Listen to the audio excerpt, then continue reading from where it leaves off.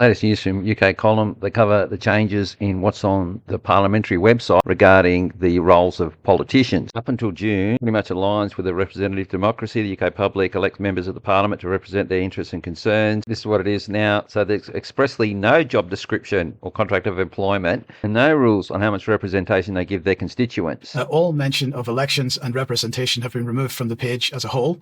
And just as bad as that, MPs' constituency work seems to be considered as a second role to whatever they do in Parliament from now on. I think the first thing is to recognise that this change has obviously been made very deliberately. These things don't get done by accident.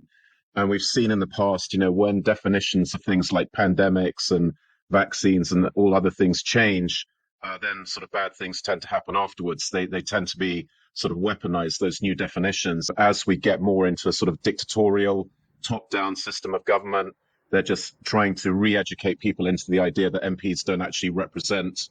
Often we see a massive disparity between the comments made in the House of Commons by an MP and what may be said by people on social media or whatnot. There seems to be a disconnect in general, but this is taking it even further by removing the idea of an electorate, of elections from the definition.